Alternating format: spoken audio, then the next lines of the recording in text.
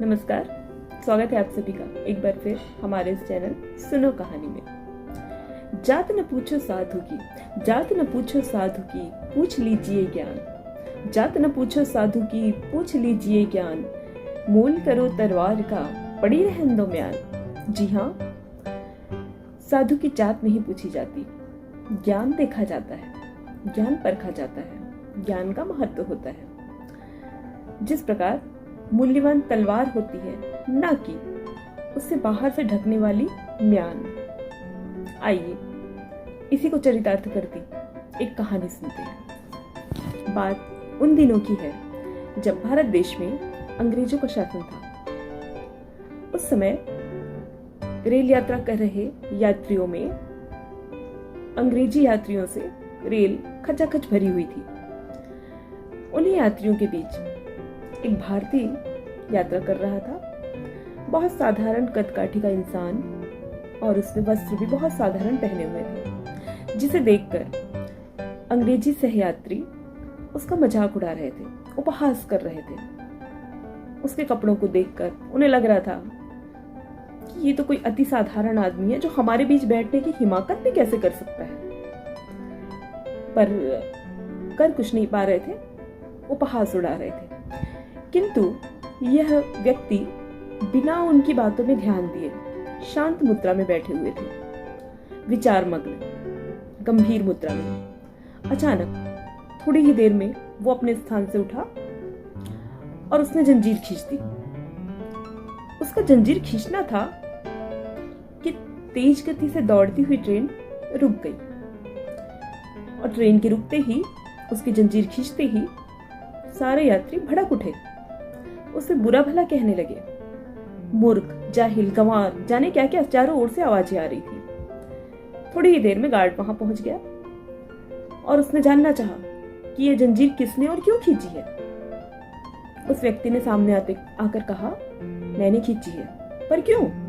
उसने बड़ी शालीनता से कहा, मेरा अनुमान है यहां से लगभग 1 फर्लांग की दूरी पर रेलवे ट्रेन की जो पटरी है वो उखड़ी हुई है।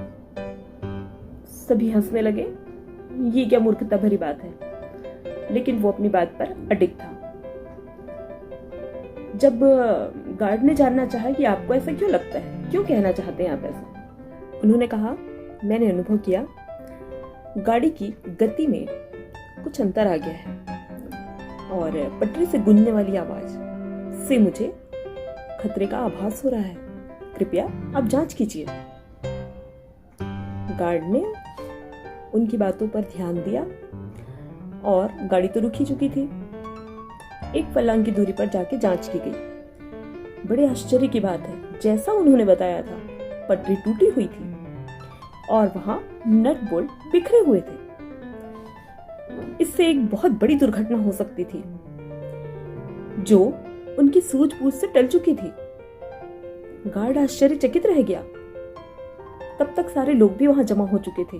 जब उन्होंने देखा कि इनकी वजह से, इनकी सूझबूझ से हम सबकी जान बची, तो न सिर्फ वो उनकी प्रशंसा कर रहे थे, बल्कि आभार व्यक्त कर रहे थे। गार्ड ने जानना चाहा, आप कौन हैं?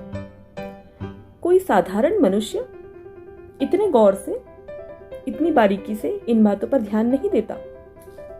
उस व्यक्ति ने कहा, मैं एक इंजीनियर हूं, मेरा नाम डॉक्टर एम विश्वेश्वरैया है। ये नाम सुनते ही सभी स्तब्ध रह गए, क्योंकि उन दिनों यह कोई अनजाना नाम नहीं था, बड़ा ही प्रसिद्ध नाम था। लेकिन उनका इस तरह साधारण रूप से यात्रा करना पर्याप्त था वहां मौजूद लोगों को अपने किए पर शर्मिंदा करने के लिए और ये बताने के लिए कि एक श्रेष्ठ इंसान कभी भी अभिमान नहीं करता अपने आप पे। जी हाँ, हम बात कर रहे हैं भारत रत्न सर मोक्षगुंडम विश्वेश्वरैया जी की। डॉक्टर मोक्षगुंडम विश्वेश्वरैया का जन्म कर्नाटक के कोलार जिले के चिकबल्लापुर गांव में 15 सितंबर सन 1861 में हुआ था। भारत में इनके जन्म दिवस को अभियंता दिवस या इंजीनियर्स डे के रूप में आज भी मनाया जाता है। इनके पिता का नाम श्रीनिवास शास्त्री और माता जी का नाम वेंकटम्मा था। 12 वर्ष की आयु में ही पिता की मृत्यु हो गई। बहुत कठिन संघर्ष करते हुए आपने अपनी शिक्षा पूरी की। कॉलेज की पढ़ाई के लिए घर से लगभग 15 किलोमीटर दूर पैदल चलकर जाया करते थे। जब किसी ने पूछा आपके उत्तम स्वास्थ्य का राज क्या है, तो उन्होंने यही बताया कि मेरी आदत है 15 किलोमीटर प्रतिदिन पैदल चलने की।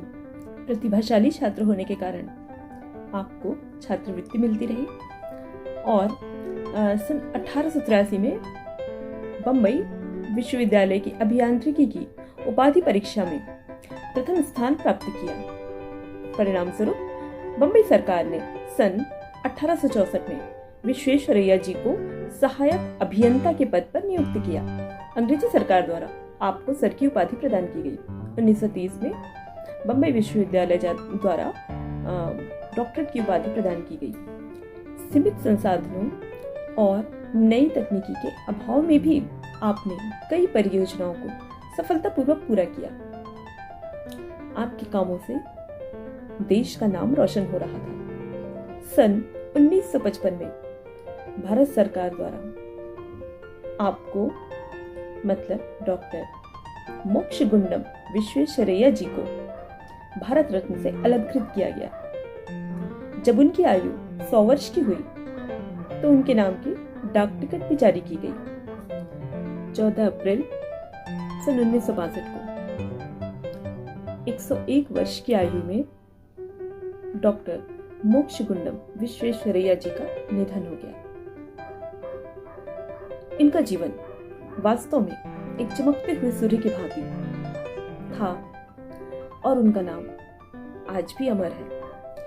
यह कोई काल्पनिक घटना नहीं, बल्कि हमारे भारत देश की महान विभूतियों में से एक विभूति की गाथा है।